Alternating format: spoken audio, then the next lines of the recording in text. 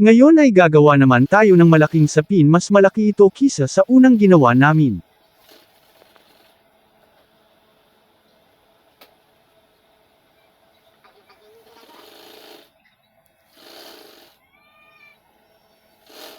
Dapat dito ay sa una may nakaalalay para ito ay matahi ng maayos.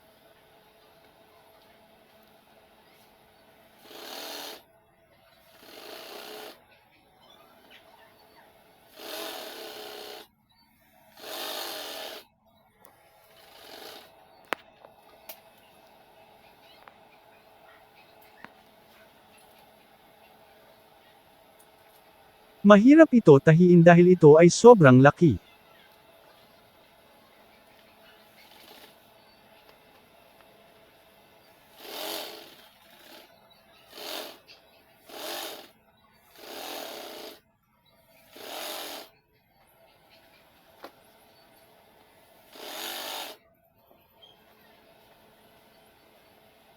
Muntik pa ako magkamali, buti na lang nakita ko ito agad.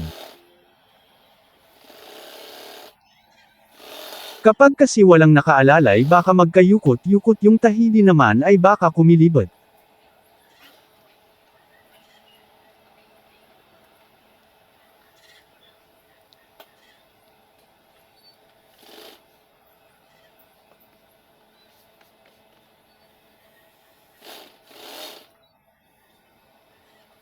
Kulay brown yung sinulid na ginamit ko dito kasi may kulay brown sa sapin na ito.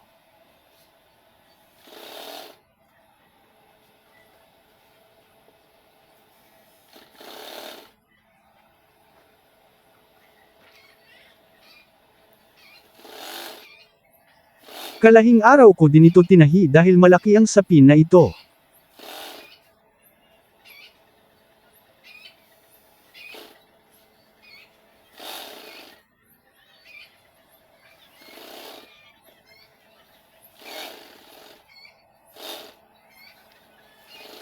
Kaya kung gusto nyo magpagawa nito sa akin PM lang para agad kayo namin gawan.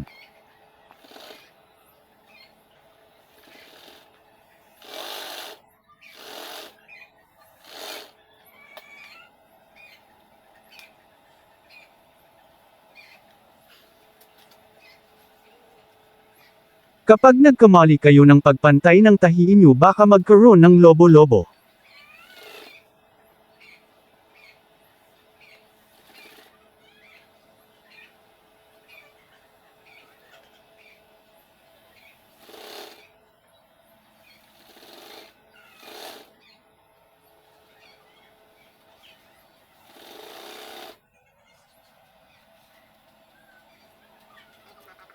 Kaya kung nagustuhan nyo ang video na ito pa-like, share na rin para marami pa ang makapanood nito.